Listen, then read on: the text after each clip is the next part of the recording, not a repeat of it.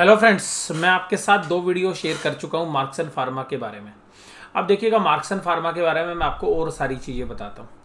और बहुत सारी चीज़ों में क्या है, सबसे पहले बात ध्यान रखिएगा कि मार्क्स एंड फार्मा जो लिमिटेड है ये जेनरिक के अंदर जबरदस्त प्लेयर है। बाकी बिजनेसेस हैं जो मैंने आपको बताए थे, लेकिन जेनरिक फर्म्स के अंदर आप इसको ये समझिएगा कि इंडिया में ये ज़्यादा काम नहीं करते, इंडिया से बाहर ज़्यादा काम करते हैं। तो इनका स्ट्रक्चर किस तरीके से, देखिए मार्क्स एंड फार्मा जो इंडिया वाली कंपनी है और मेरा भारत महान का जो लोगो है, यानी कि हमारा जो फ्लैग है वो भी आपको दिख रहा है। इनकी यूके के अंदर marks and pharma UK limited एक कंपनी है जिसके अंदर दो बिजनेसेस हैं, मार्क्स एंड होल्डिंग लिमिटेड और रेलोन कैम। अब ये जो दो कंपनियां हैं, रेलोन कैम और बेल्स हेल्थ केयर, ये ओटीसी लिक्विड्स और ओनिमेंट्स बनाते हैं, यानी कि जो मल्लम वगैरह हैं वो, या जो लिक्विड्स हैं वो बनाती हैं। 450 से ज़्यादा ओवर द काउंटर जो प्रोडक्ट्स हैं वो ये सेल करते हैं।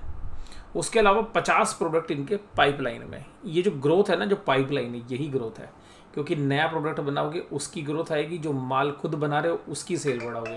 यानी कि डबल साइडेड जो इम्पैक्ट है वो कैसे आता है, तो डबल साइडेड इम्पैक्ट की बात जो है हमने करनी है यहाँ पे। अब जो डबल साइडेड इम्पैक्ट है वो यहाँ से आप देख सकते हैं। इसके अलावा आप देखिएगा, रेलोन कैम 162 प्रोडक्ट है इनके पास, product licence manufacture RX OTC liquid, इस तरीके के प्रोडक्ट है। अब मैं आपको यहाँ पे कुछ बातें बताता हूँ, ध्यान से समझिएगा। देखिएगा कि जो सल्धाना जी जो अभी इस कंपनी को चला रहे हैं, उनका मोडस ऑपरेंडी समझिएगा। तो हालांकि मैं बताऊंगा अभी, क्योंकि वीडियो में मेरे पास बहुत सारी स्लाइड्स हैं, लेकिन कुछ चीज़ें उस समय ना बता के मैं अभी बता देता हूँ कि यहाँ पर इन्होंने जो मैनेजमेंट के अंदर नए नए लोगों को लेके आ रहे हैं, जो इनके पास जो इनका कोर मैनेजमेंट टीम है वो काफ़ी ज़बरदस्त है। जो इनके पास CEO से भी ज़्यादा सैलरी, जो इनसे भी ज़्यादा सैलरी लेते हैं, वो इनके पास हैं। यानी कि वो उनको इस फार्मेसी की लाइन के वो मतलब एक तरीके से कह सकते हैं बेताज बादशाह है, तो उनको अपने से भी ज़्यादा सैलरी देते हैं। और जो इनकी वाइफ है वो भी इसी कंपनी के अंदर होल टाइम डायरेक्टर है। और सबसे खास बात मैं आपको ये बोलूँगा कि जो 3000 करोड़ की जो मार्केट कैप कंपनी है, जो 62 करोड़ का प्रॉफिट जनरेट कर रही है, उसके प्रमोटर को केवल 1.4 करोड़ का पैकेज है। यानी कि आप ये समझिएगा कि सल्धाना जी जो है 1.04 करोड़ का जो है रेमुनरेशन लेते हैं। मैं ये नहीं कह रहा कि, क्योंकि वो भी शेयर मेरे पोर्टफोलियो में मेरा पसंदीदा शेयर है। इस सेम इशू के ऊपर ये जो सैलरी वाला कंपोनेंट है ना, ये मुझे बहुत ही ज़्यादा पसंद है।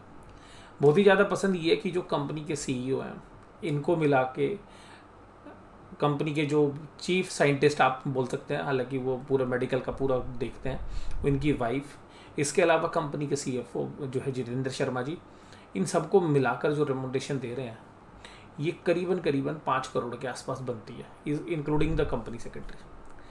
तो ये जो 5 करोड़ रुपए की रेमुनरेशन जो दी जा रही है, ये मुझे काफ़ी रीजनेबल लगती है। यानी कि जो नेट प्रॉफिट के अंदर 10% तक ये रेमुनरेशन दे सकते हैं होल टाइम डायरेक्टर्स को, वो मैक्सिमम लिमिट से काफ़ी कम है।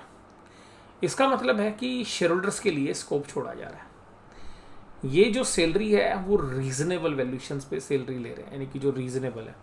क्योंकि मेरे को जो है एक इस पॉइंट से तकलीफ थी मेक मनी अर्निंग्स में भी, जब हम प्रमोटर की सैलरी की बात करते थे तो मैं आपके साथ बोलता था कि प्रमोटर बिजनेस के साइज़ के हिसाब से ज़्यादा सैलरी ले रहे हैं, जो पटेल जी हैं या सापुरकर जी हैं। तो मेक मनी अर्निंग्स में मेरी शिकायत रहती थी कि ठीक है, आप प्रॉफिट और अच्छा कर सकते थे, EPS कर सकते थे, लेकिन पीछे उस शेयर्स के ना चलने का एक मेन रीज़न शायद ये भी रहा था, क्योंकि मीडिया में बहुत बार मेक मनी के बारे में की जाती, प्रमोटर ज़्यादा सैलरी। तो मुझे यहाँ बड़ा कम्फर्ट है, जो एक्चुअली मैं अपने वैल्यूएशंस में देख रहा हूँ, तो वो एक बड़ा पॉजिटिव पॉइंट है। दूसरी बात है बिजनेस की डाइवर्सिफिकेशन है, तो ये मार्क्स एंड फार्मा यहाँ पर आ गई। तो रेलोन कैम और मार्क्स एंड होल्डिंग ये यूके बिजनेस संभालते हैं। इसके अलावा ये इस प्लांट से दूसरी जगह भी सेल करते, ध्यान रखिएगा। दूसरी कंपनी है मार्क्स एंड फार्मा इनकॉर्पोरेटेड, जो USA के अंदर है, और ये मार्क्स एंड फार्मा इनकॉर्पोरेटेड के पास कंपनी है टाइम कैप लैब। तो ये मैन्युफैक्चरर है, ये भी ओवर द काउंटर ड्रग्स हैं, OTC और RX प्रोडक्ट्स। RX प्रोडक्ट्स का मतलब है जो प्रिस्क्रिप्शन ड्रग्स हैं वो बेचते हैं। 50 से ज़्यादा प्रोडक्ट हैं, plan to launch 3 to 4 new products in financial year 22। और अभी मैं आपको अगली स्लाइड से बताऊंगा कि इन्होंने अभी 3 दिन पहले ही एक जॉनसन एंड जॉनसन एक पेन किलर बनाता है, वो काफ़ी पॉपुलर है, अच्छा मार्जिन है उसके अंदर, वो प्रोडक्ट भी इनका अप्रूव हो गया US FDA से। तो वो भी एक बड़ी पॉजिटिव न्यूज़ है। तो ये जो यूएस फार्मा बिजनेस है, इसके अंदर इनकी जबरदस्त प्रेजेंस है। यानी टॉप 5 इंडियन जेनरिक फर्म्स जो ड्रग्स कंपनीज हैं उसके अंदर इसकी प्रेजेंस है यूएस के अंदर। और सबसे खास बात है कि मैन्युफैक्चरिंग वहीं होती है, तो यूएस एफडीए के अप्रूवल में भी दिक्कत नहीं है। इसके अलावा इनके जो तीनों प्लांट हैं उनमें सबसे खास बात बताता हूँ कि तीनों के तीनों प्लांट्स में से 2 प्लांट, क्योंकि इंग्लैंड वाला जो प्लांट है वो यूके वाला जो प्लांट है उसमें उनको यूएस एफडीए की ज़्यादा जरूरत है भी नहीं, हालांकि उसमें भी अप्रूवल है, उनके पास सेमी अप्रूवल है। लेकिन ये जो 2 बाकी प्लांट है जो यूएस में और जो इंडिया में, यूएस एफडीए से अप्रूव्ड प्लांट है।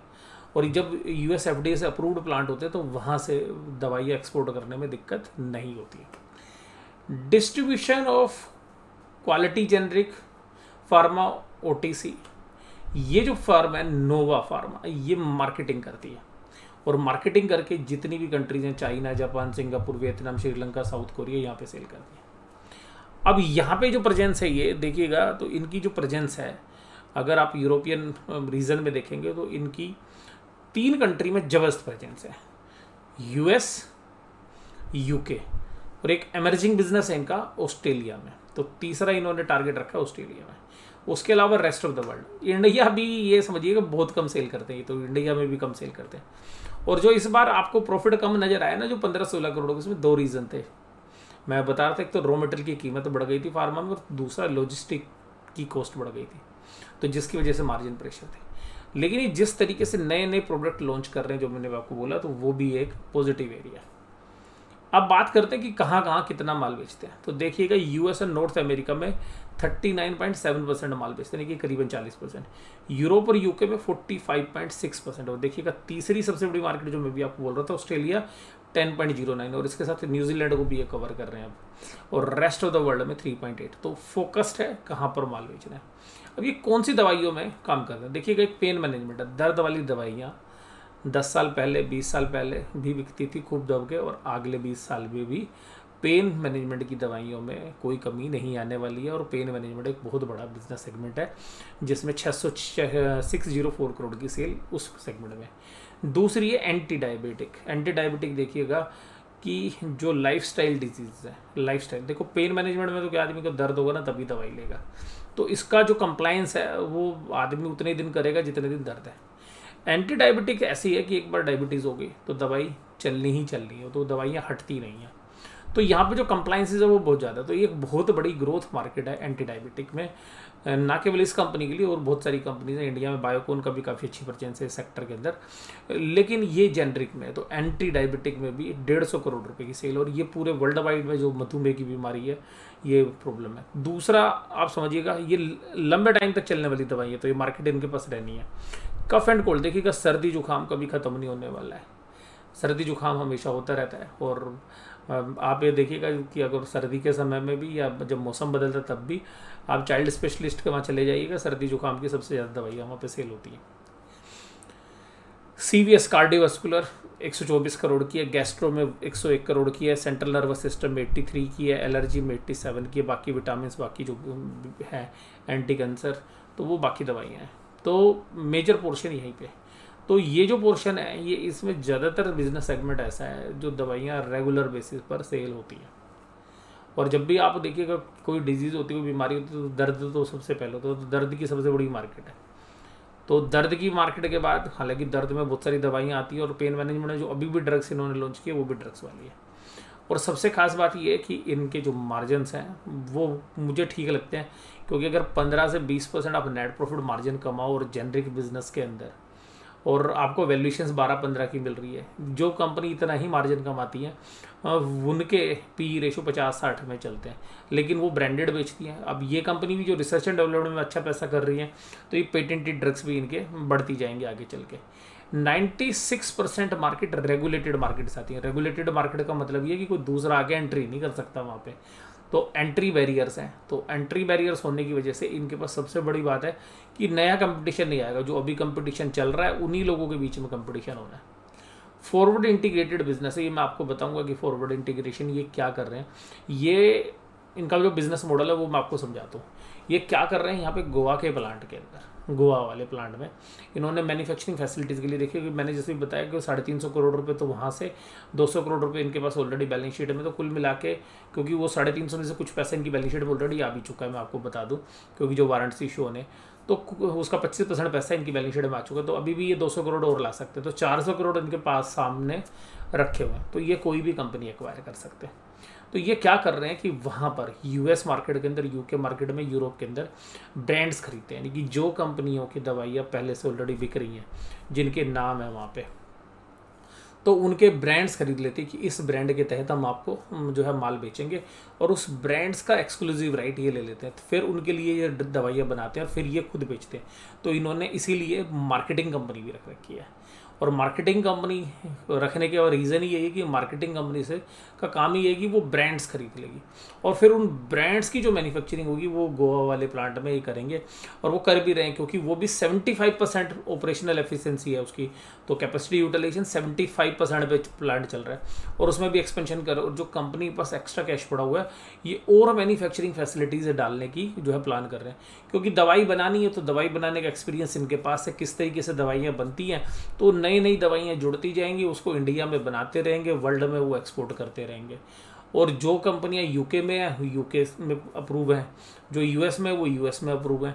इसके अलावा जो ऑस्ट्रेलिया के जो ड्रग रेगुलेटर्स हैं, उनकी भी इनके पास जो प्लांट्स हैं वो अप्रूव हैं।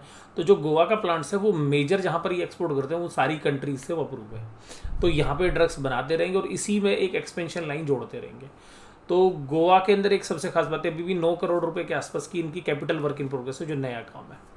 तो हमें इसमें बेहतर भविष्य ये लग रहा है कि ब्रांड खरीदेंगे, उस ब्रांड के तहत माल बिकेगा, तो ब्रांड के तहत माल बिकेगा तो वो मार्केटिंग कंपनी आपकी जो है मैनेज करेगी।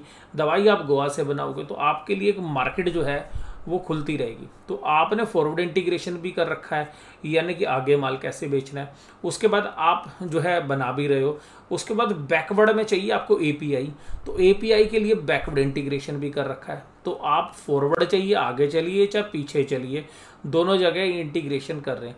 तो रॉ मटेरियल की कमी से जो है दवाइयाँ के जो प्रोडक्शन है वो जो है उसके ऊपर जो है प्रभाव पड़ सकता है नेगेटिव, तो वो भी जो है ये अपने एपीआई में भी और इन्वेस्टमेंट कर रहे हैं। तो कुल मिलाकर इनके पास ओरीमेड आ गया है। ओरीमेड बेशक से आपकी 10% इक्विटी को डाइल्यूट करेगा, लेकिन इक्विटी आज के भाव पे डाइल्यूट हो रही है 74 पे, तो डाइल्यूशन नहीं है। जिस भाव पे मुझे शेयर मिल रहा है आज बाजार से, उसी भाव पे ओरीमेड ले रहा है, तो मैं इसको इक्विटी डाइल्यूशन तो नहीं मानूंगा। और इससे बल्कि book value of share improve हो जाएगी, क्योंकि शेयर्स की बुक वैल्यू नीचे की तरफ है। तो जो अभी 4 के प्राइस टू बुक वैल्यू पे, और अगर ओरीमेड 74 रुपये के भाव में नई इक्विटी डाल देता तो बुक वैल्यू 25-30 रुपये के आसपास पहुंच जाएगी, तो वो भी एक पॉजिटिव है। अब यहाँ पर फोकस ऑन रेगुलेटेड मार्केट, इनके जो फॉरवर्ड लुकिंग आप डॉक्यूमेंट्स को देखेंगे तो वहाँ से पता चलेगा कि ये अपने लिए तो बनाएंगे। दूसरा, अगर कोई ये कहेगा जी मेरी मैन्युफैक्चरिंग कर दो, जैसे मैंने भी आपको पिछली वीडियो में बताया था पीआई इंडस्ट्री का, तो कॉन्ट्रैक्ट मैन्युफैक्चरिंग भी करेंगे कि भाई मेरी दवाई बना तो उसकी बनाएंगे। मार्केटिंग का धंधा अलग है। और उसके अलावा जो सबसे खास बात मैं आपको बताता हूँ कि देखिएगा, ये लाइन आप पढ़ेंगे तो आपको समझ में आएगी बात। Forward integrated business, market commenced operation as a formulation manufacturing. ये शुरू में जब कंपनी बनी तो फॉर्मुलेशन करती, दवाइयाँ बनाती थी, पेन किलर्स ही बनाती थी। और the company entered front end marketing in regulated market through acquisitions. तो इन्होंने एक्विजिशन की और अभी भी एक्विजिशंस कर सकती हैं। उसका company was among a few Indian mid size company with fronted market capabilities, जो मैंने भी आपको बताया ना नोवा के बारे में। तो अपनी मार्केटिंग है, the company invested in state of the art facility के साथ काम कर रही है। वाइडर प्रोडक्ट बास्केट्स है, एक प्रोडक्ट पे निर्भर नहीं है, इतने सारे प्रोडक्ट है, इसको बनाएंगे उसको, अगर एक दो प्रोडक्ट प्रॉब्लम में भी आ जाएंगे तब भी इनको दिक्कत नहीं है। Marksans commenced journey with product addressing the pain management segment, pain management से काम कर रहे थे और आज देखिएगा लाइफस्टाइल डिसऑर्डर्स पर आ गए हैं। सॉफ्ट जेल के अंदर भाई सब नीश कैटेगरी है इनके पास, और उसको भी आप 10-12 के पी रेशो दे रहे हो, तो हमें नहीं लगता कि वो रीजनेबल है। और 10 थेरेपेटिक के जो सेगमेंट्स हैं उनमें काम कर रही है। इसके अलावा आप देखिएगा कि इनके प्लांट्स कहाँ पे है, तो गोवा के अंदर, इंडिया के अंदर इनका प्लांट है। साउथपोर्ट यूके के अंदर जो प्लांट है ये बेल्स और रेलोन के हैं। इसके अलावा गोवा के अंदर मैंने बता दिया, और ये यूएसए के अंदर टाइम कैप का प्लांट है। ऑस्ट्रेलिया के अंदर इन्होंने अपनी एक फ्रंट मार्केटिंग कंपनी खोल रखी है। रेस्ट ऑफ द वर्ल्ड में ये एक्सपोर्ट करते हैं। माल कैसे बेचते हैं? रिटेल चेन्स के थ्रू, जो दुकानें हैं उसके थ्रू। फार्मेसी के जो स्टोर्स हैं, फार्मेसी की जो इंटरनेशनल चेन्स हैं उनके साथ भी इनके टाई अप्स हैं, और उसके अलावा हॉस्पिटल से। तो अल्टीमेटली ये यहाँ पर भी ये हो सकता है कि क्योंकि कंपनी की मैनेजमेंट को सुनोगे तो फॉरवर्ड इंटीग्रेशन की बात कर रहे हैं, ये हो सकता है कि किसी रिटेल चेन में भी हिस्सा लगा सकते हैं, क्योंकि ओरीमेड ने जो पैसे लगाए हैं उसका अभी तक हमें नहीं पता कि क्या क्या कर सकते हैं ये।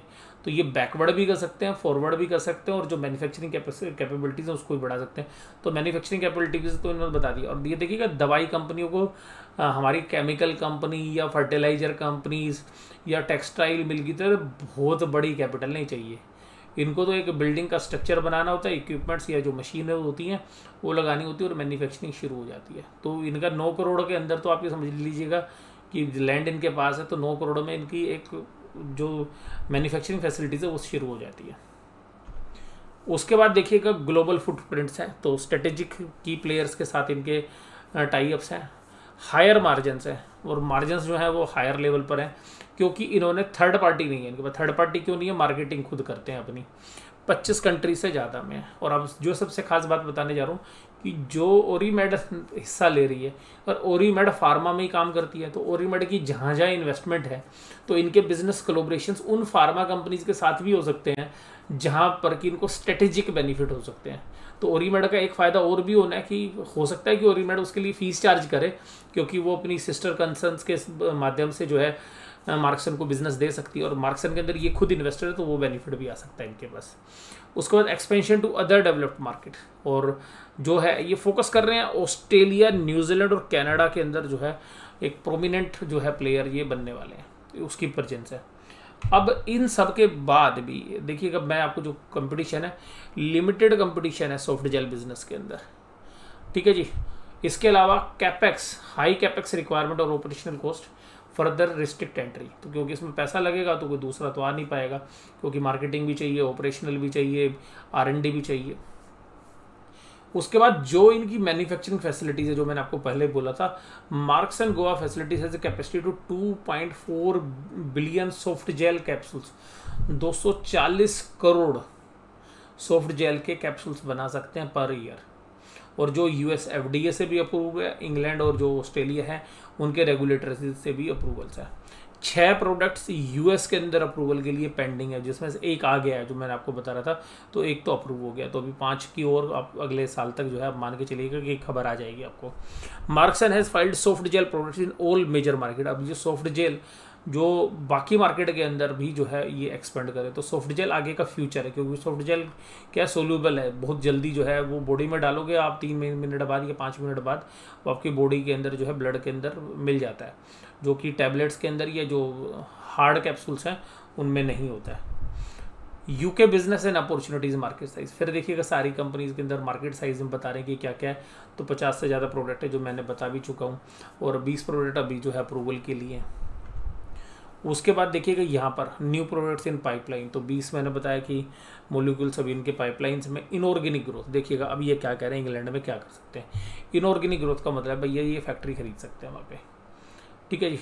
या तो हो सकता है कि वो चेन खरीद लें जिसके थ्रू डिस्ट्रीब्यूट करें। Rapid expansion to various therapy areas other market including UK and Europe. The company plans to acquire product license, यानी कि वहाँ से प्रोडक्ट के लाइसेंस खरीदेगी, इंडिया से माल बनाएगी और उस लाइसेंस के तहत वहाँ पे माल बेचेगी। और हो सकता है कि जो इंग्लैंड के प्लांट है वहीं पर भी मैन्युफैक्चरिंग करे। तो इसके बारे में क्लियर आइडिया नहीं है, क्योंकि कॉन्फ्रेंस कॉल में भी जब इससे रिलेटेड सवाल पूछे गए वो बहुत ही कम थे। तो अल्टीमेटली बट ये चीज़ें जो हैं हम मान के चलते हैं कि ये इनऑर्गेनिक ग्रोथ करेंगे, और जो इनके पास पैसा है, इनके पास ज़रूर से ज़रूर कोई प्लान है, क्योंकि ये पैसा इन्होंने कुछ ना कुछ पर्पज़ लेके डाला होगा।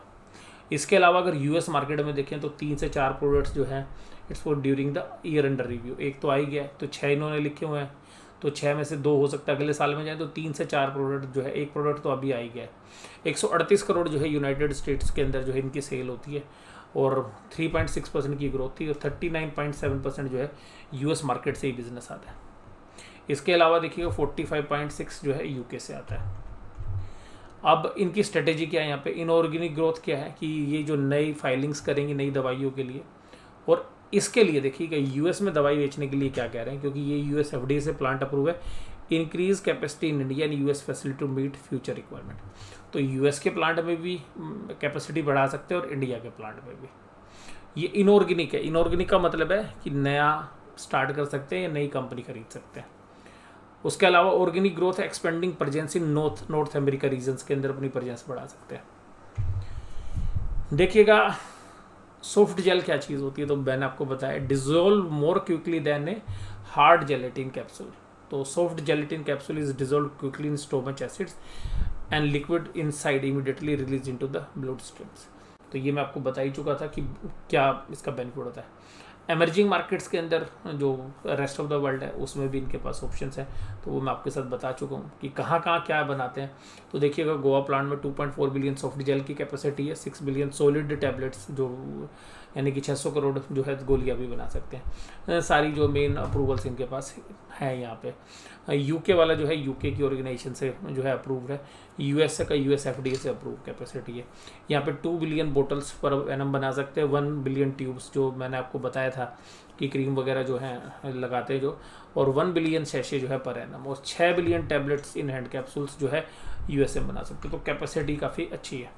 ये जो मेन दवाई है जो ये बनाते हैं यूके ऑस्ट्रेलिया वगैरह में, ये सब आपके पास स्क्रीन पे नज़र आ रही है। R&D का खर्चा 1.4% ऑफ द सेल्स है और इस साल का भी टारगेट ही है, तो R&D पे भी पैसा काफ़ी अच्छी तेज़ी से बढ़ रहे हैं। तो जो सेल्स का 1.4% इन्होंने डाला हुआ है। 25 नए फाइलिंग जो है नई दवाइयों के फाइलिंग्स हैं, 300 अप्रूवल्स हैं इनके पास, और अभी 50 प्रोडक्ट पाइपलाइन के अंदर है। 50 से ज़्यादा साइंटिस्ट हैं, 4 R&D सेंटर्स हैं इसके अलावा जो मैंने आपको बताया। और मैंने आपको बताया पुणे में इनके पास API का भी जो है प्लांट है। और यहाँ पे ग्रोस मार्जिन देखिएगा 56.8% थे फाइनेंशियल ईयर 21 के अंदर, और अभी जो ऑपरेटिंग रेवेन्यूज़ हैं वो लगातार 15% की रेट से बढ़ रहे हैं। तो 15% की रेट से अगर आप पिछले 5 साल में सेल बढ़ा रहे हैं और इसी रेट से अगर हम अगले 2-3 साल में और बढ़ती हुई देखें, हालांकि कंपनी का 3 से 4 साल में इनऑर्गेनिक तरीके से और ऑर्गेनिक मिला के 4000 करोड़ की सेल का टारगेट है। अगर 4000 करोड़ की सेल्स माने और अगर हम 15% का भी नेट प्रॉफिट मार्जिन माने तो 600 करोड़ रुपए के प्रॉफिट हो सकते हैं। 600 करोड़ रुपये अगर आज के हिसाब से भी कंपनी को वैल्यू किया जाए तो ये समझ लीजिएगा आज की वैल्यूशन से 2.4 टाइम्स हो सकती है आज की वैल्यूशन से। तो अगर अगले 3 साल का प्रोजेक्ट करें और अगर हम पी रेटिंग को माने, क्योंकि मुझे पर्सनली ऐसा लगता है 12 की पी पे थोड़ी ना चलेगा ये शेयर्स पी रेटिंग बहुत जल्द करेगा। तो जब भी 3 क्वार्टर 4 क्वार्टर में इनमें स्टेबिलिटी आएगी आप रेटिंग देखेंगे इसके अंदर।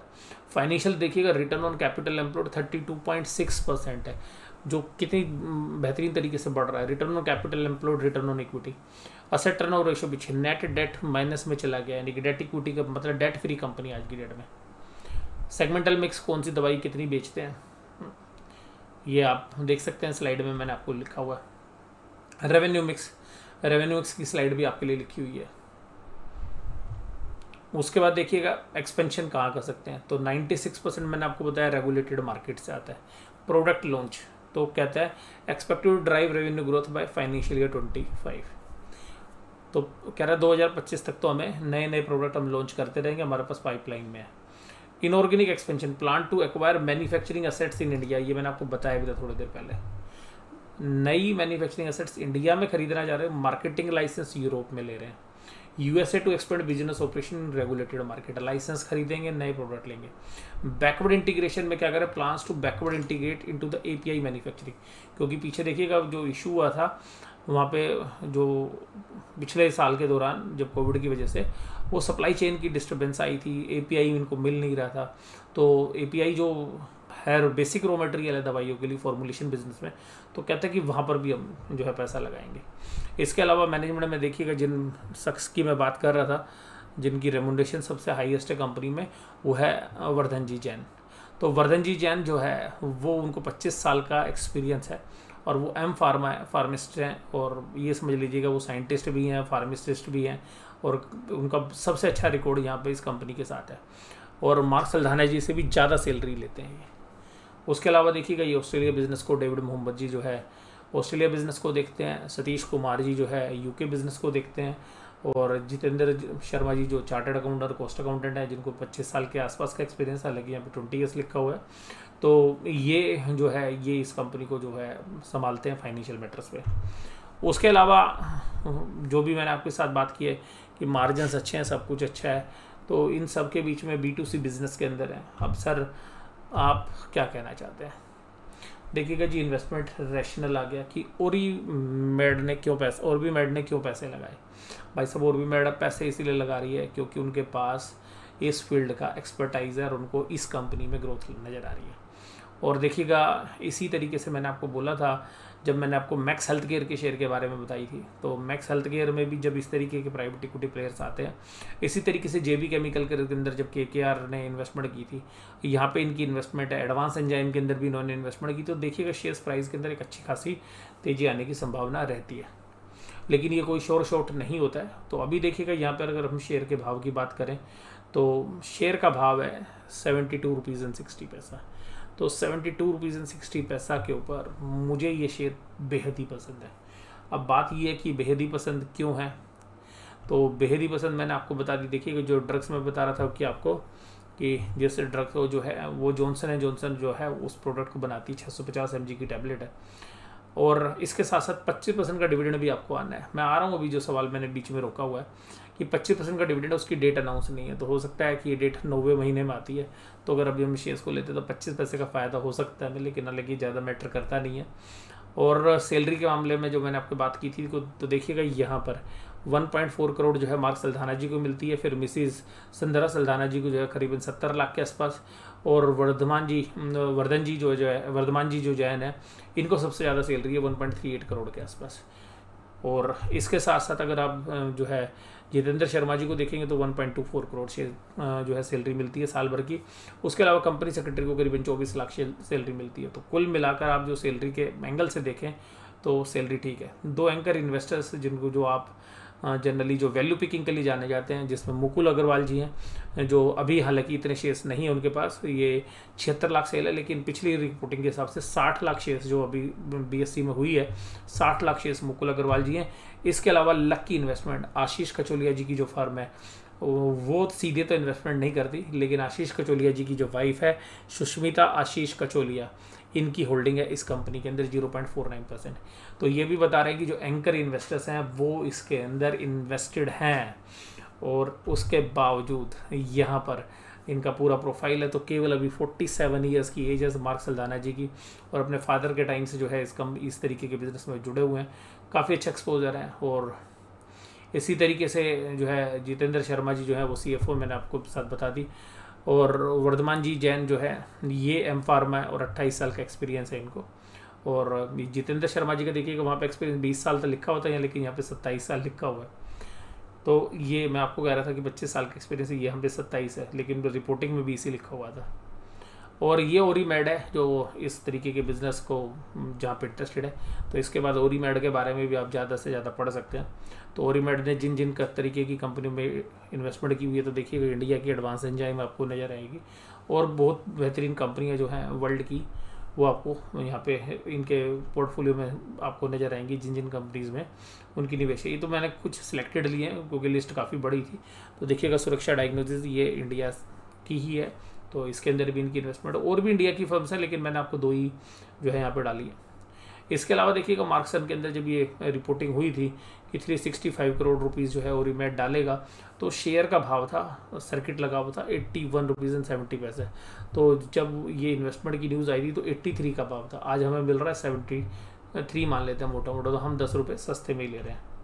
हालांकि हमने कुछ शेयर्स ऊपर के रेट में भी लिए थे। अब इसकी टेक्निकलिटी के बारे में बात करें तो देखिएगा ये शेयर्स 2015 के अंदर 110 रुपये के भाव मार चुका है और अभी भी 73 में चल रहा है। और जब 110 रुपये के भाव मारे थे ना, जब आज से आधा प्रॉफिट था, यानी कि जो प्रॉफिट अभी हम कर रहे हैं मार्क्सन के अंदर, इससे आधा प्रॉफिट था और सेल भी कम थी। तो आधा प्रॉफिट था, मार्जिनस भी कम थे, और अब प्रॉफिट भी ज़्यादा है, मार्जिनस भी बढ़िया है, स्टेबिलिटी भी नज़र आ रही है, और उस समय कंपनी की वैल्यूएशन में डेट भी था, वो डेट भी नहीं है। तो मुझे ऐसा लगता है कि जैसे ही ये 110 रुपये के ऊपर ये शेयर ट्रेड करेगा, इसमें एक नई तेज़ी आ सकती है। तो ये सारी चीज़ें जब मैंने आपके साथ शेयर की तो अब आपको पता चल गया जी कंपनी का रैशनल क्या है।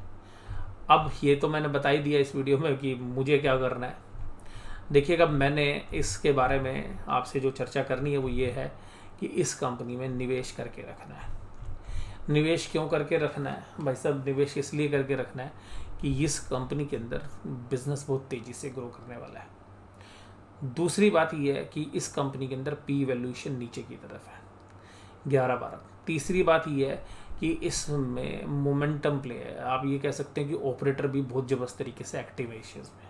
चौथी बात है, जब ये शेयर्स चलता है या नहीं चलता है, मीडिया कवरेज भी अच्छी मिलती है।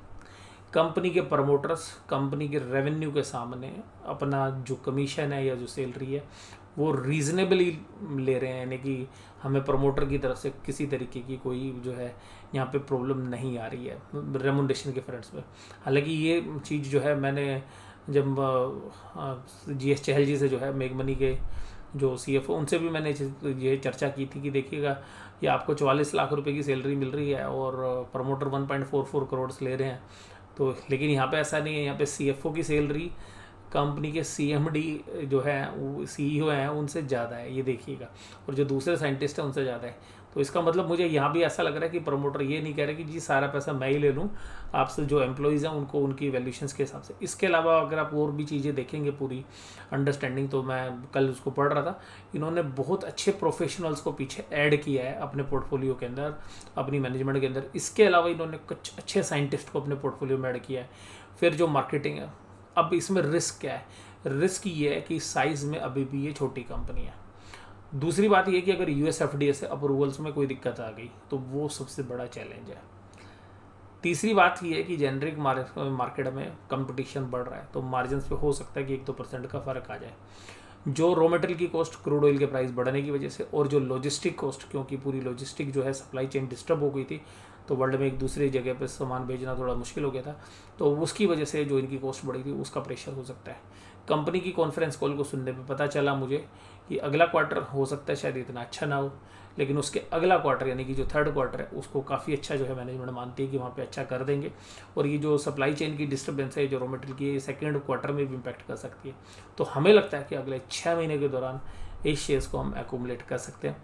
पर्सनल डिस्क्लोजर है, मैंने इसके अंदर होल्डिंग ली है, और मुझे ऐसा लगता है कि हमने जो मेग मनी में सोचा था वो मेग मनी में होने लग रहा है, और मेग मनी शायद जल्द ही 140 रुपये के आसपास, 150 रुपये के आसपास जा सकता है। और इसके अलावा मेग मनी फाइन कैम जो है उसके अंदर भी मैं आपको पता पॉजिटिव हूँ अभी भी, लेकिन मुझे ऐसा लगता है पर्सनली, मैं आपको डिस्क्लोजर के रूप में बता दूँ कि कुछ पैसा मैं अगर मेग मनी के अंदर से इस कंपनी में ऐड कर सकता हूँ। तो अगर मेग मनी में मैं सेल करूँगा तो कुछ पैसा इसमें ऐड कर सकता हूँ।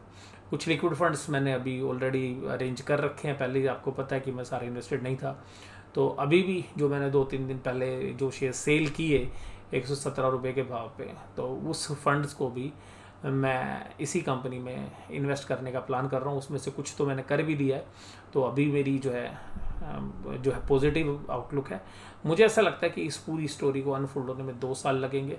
रिस्क क्या है देखिएगा, रिस्क मुझे लगता है कि भाई जब ज़्यादा से ज़्यादा क्या होगा, 72 रुपये का शेयर है, 30-40 रुपये जो है ज़्यादा से ज़्यादा वर्स्ट के सिनेरियो में 50 या 40 रुपये का भाव, मुझे लगता नहीं 58 रुपीज़ में बहुत बढ़िया ब्रेकआउट हुआ था, तो मुझे नहीं लगता 58 जाएगा। दूसरी बात ये कि 67 रुपीज़ पर 200 डेज़ का मूविंग एवरेज है, तो वो भी ज़्यादा दूर नहीं है, 5-7 रुपये। और मैं पिछले 8-10 दिन से जो है शेयर्स को एक्यूमुलेट भी कर रहा हूँ। जब आपसे मैंने बात की थी तब भी मैंने आपके साथ शेयर्स जो है ख़रीदे थे, जब हालांकि वो शेयर्स थोड़े से ऊपर के भाव के थे। तो कुल मिलाकर मैं ऐसे शेयर्स पे ऑप्टिमिस्टिक हूँ, और ये भी हो सकता है कि आगे चल के अगर मैं 1 या 2 क्वार्टर में स्टेबल रिजल्ट अगर इसके हमें देखने के लिए मिलते हैं जिस तरीके की उम्मीद है, तो कुछ जो एक्सपोजर है मैं आगे चल के भी 1 या 2 क्वार्टर बाद भी बढ़ा सकता हूँ। बट अभी मुझे ऐसा लगता है कि ये कंपनी पोर्टफोलियो में रखने लायक है। रिस्क और रिवार्ड के सामने देखें तो 40 रुपये के रिस्क के सामने मुझे 200 रुपये का प्रॉफिट नज़र आ रहा है। मुझे लगता है 2 साल के अंदर 240 रुपये के आसपास का भाव हो सकता है, और 3 साल में 300 रुपये के आसपास का भाव हो सकता है। तो ये मेरा जो है रैशनल है, और ये जो चीज़ है वो ऐसे डिमांड के अंदर है कि जिसके ऊपर कोई टेक्नोलॉजी का ज़्यादा असर नहीं होता कि टेक्नोलॉजी बदल जाए। इसमें प्रेशर्स अपने अलग तरीके के, रॉ मटेरियल के हैं, सप्लाई चेन के हैं, थोड़े से कंपटीशन के हैं, तो वो चीज़ें तो देखिएगा होगी। अगर आप बाज़ार में 30-40 रुपये का झटका नहीं ले सकते 200 रुपये की रिटर्न कमाने के लिए, तो फिर शेयर बाज़ार आपके लिए नहीं है। मैं तो सीधी बात बोलता हूँ, अगर 30 रुपये के झटके से अगर आप डर गए तो फिर 200 रुपये कैसे कमाओगे।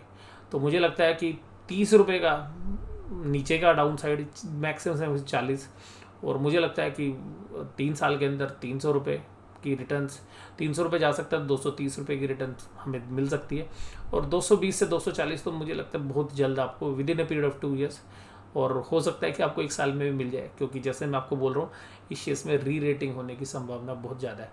तो इसलिए मैंने आपको जो शुरू की 2 वीडियो दी हैं वो उसमें आपको बताया समझाया कि क्या चीज़ है, और इसमें मैंने खुल के अपने विचार जो हैं आपके सामने प्रकट कर दिए। तो मेरा सिमिलर व्यू आपको पता है कि मैं एलेम्बिक फार्मा में भी इन्वेस्टेड हूँ, वो भी जेनेरिक ड्रग्स हैं, मेरा अभी भी उसमें बुलिश स्टांस है, और इसके अलावा जुबिलेंट फार्मा में भी मेरा जो है बुलिश स्टांस है।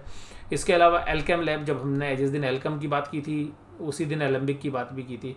एल्केम 3000 से 3800 रुपये हो गया, एलेम्बिक 950 रुपये से 750 हो गया। बस फर्क ये है कि हालांकि दोनों बिजनेस अच्छे चल रहे हैं, लेकिन वो जेनरिक वाली जो कंपनीज हैं उनकी पिटाई बाजार ने कर दी, लेकिन हमें लगता है कि जो पिटाई है वही खरीदने का अच्छा मौका है। तो इस तरीके से ये जो 5 कंपनियां मेरे फार्मा में मैंने आपके साथ डिस्कस की हैं वो सब आपके सामने है। तो एलेम्बिक है, उसके अंदर जुबिलिएंट है, मार्क्सन है और एल्केम है, और एक कंपनी मेरे को याद नहीं आ रही, और भी एक और पोर्टफोलियो में। तो ये कुल मिला के 5 कंपनियाँ जो है हमारे पास जो है पोर्टफोलियो में। इसके अलावा सन फार्मा जो है मैंने शायद आपके साथ डिस्कस नहीं की, वो भी मेरे पोर्टफोलियो में। तो इस तरीके से मैं फार्मा पे अभी भी जो है कोविड के बाद भी जो मुझे लगता है कि यहाँ पर रिस्क जो है वो बाज़ार के मुकाबले में कम है। अगर इकोनॉमी में किसी तरीके का स्लो डाउन भी आता है तब भी ये सेफ सेक्टर है, और हो सकता है कि 1-2 क्वार्टर में प्रॉब्लम भी आए, लेकिन मुझे अभी इस मार्क्सन फार्मा में एक नई ऊंचाइयों की तरफ बढ़ता हुआ लग रहा है। और सबसे खास बात ये मोमेंटम में रहता है। हालांकि इसमें एक और रिस्क भी है, वो बता दूं आपको कि इक्विटी साइज़ बहुत बड़ा है, तो 48 करोड़ रुपीज़ की इक्विटी है, तो उसके सामने थोड़े से चैलेंजेस आपको देखने के लिए मिल सकते हैं। अभी मैंने फाइनेंशियल्स पे ज़्यादा बात नहीं की, तो कभी हाल फिलहाल में आगे चल के जो फाइनेंशियल्स इसके पिछले सालों में रहे, डेट इक्विटी रही, किस तरीके से ये कैश फ्लो और बेहतरीन तरीके से जनरेट कर सकते हो, बाद में आपकी वीडियो के अंदर जो है मैं डिस्कस करूँगा।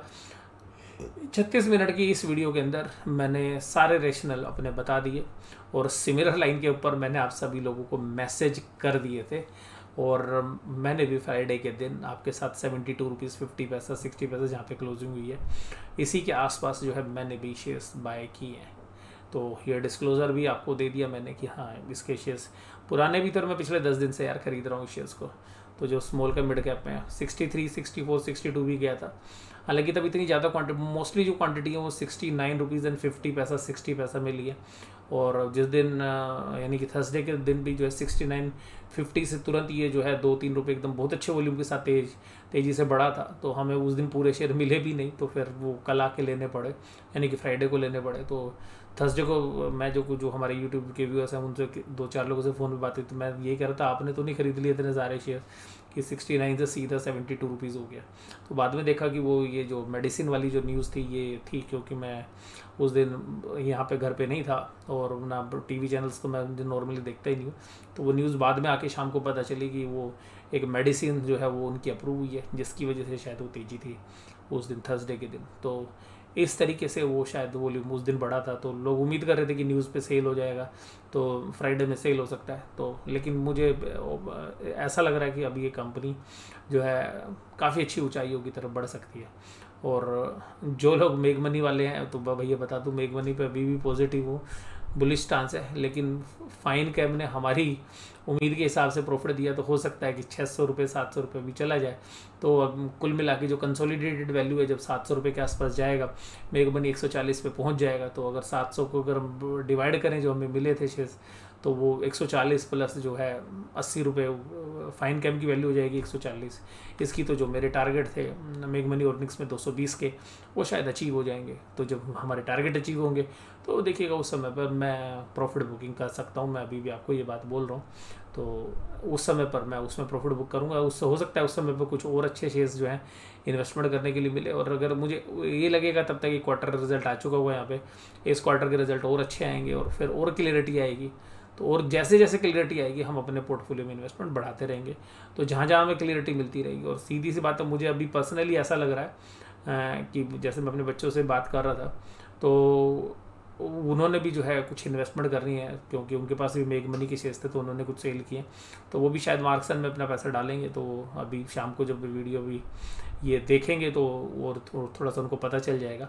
तो उसके बाद जो है उनके भी जो है इन्वेस्टमेंट, तो मैं उनको यही बोल रहा था कि भाई साहब, जैसे आपने 50 रुपये पे मेक मनी लिया था, तो ये 50 रुपये का मेक मनी है आज की डेट में। अगर मैं 75 रुपये में मार्क्सन ले रहा हूँ तो आप ये समझ लीजिएगा कि आपने 50 रुपये में मेक मनी ले लिया था। जैसे 50 रुपये का मेक मनी आज 110 रुपये है, और साथ में फ़ाइन का अलग है 40 रुपये का, 40 से 45 रुपये, तो 155 रुपये का भाव है। तो 50 रुपये की चीज़ 155 हो जाए 3 साल में, 3-3.5 साल में। तो उसी तरीके से आप सोचिएगा कि अगर ये भी शेयर्स जो है 75 रुपये से, मैंने उनको यही बोला था कि 225-250 रुपये जो है अगले 2 साल में हो सकता है, तो उस तरीके की रिटर्न्स की जो है उम्मीद मुझे है। लेकिन फिर भी मैं आपको बोलूँगा भाई, अपने फाइनेंशियल एडवाइस सलाह लीजिएगा, अपने रिस्क को असेस करिएगा, अपनी वैल्यू को। और जब ये शेयर्स मैंने आपके साथ डिस्कस किया था पहली बार, तब भी जो है शेयर्स का प्राइस 80 रुपये से ऊपर था। तो जो है मैंने ये उम्मीद की थी कि एक बार नीचे आएगा तो फिर आपको एक नए कॉन्फिडेंस के साथ जो है एक वीडियो मैं आपको साथ शेयर करूंगा। तो वो भी जो है हमने देख लिया कि हाँ, शेयर के प्राइस ने नीचे से अच्छा बेस बना दिया, क्योंकि शेयर जब तक टूट रहा था तो हमें लग रहा था कि शायद और भी टूट जाए। तो हम नीचे का भी प्रोविज़न बना रखे थे हमने कि 58 पे आएगा तो और अच्छे से खरीदेंगे, लेकिन शेयर पहले ही बाउंस बैक कर गया। और अभी भी मेरे पास 58 का प्रोविज़न है, अगर नीचे जाएगा तो 58 और इवन 52 भी जाएगा तो वहाँ के लिए भी है। बट उसकी उम्मीद मुझे कम है, क्योंकि अब जिस तरीके से जो 69 से जिस तरीके से बाउंस किया है, और 67 का जो 200 डेज़ का मूविंग एवरेज है, उसके बाद जो बाउंस किया, तो यहाँ पे मुझे पर्सनली ऐसा लगता है कि बहुत ज़बरदस्त तरीके से बहुत स्मार्ट प्लेयर्स इस शेयर्स को एक्यूमुलेट कर रहे हैं।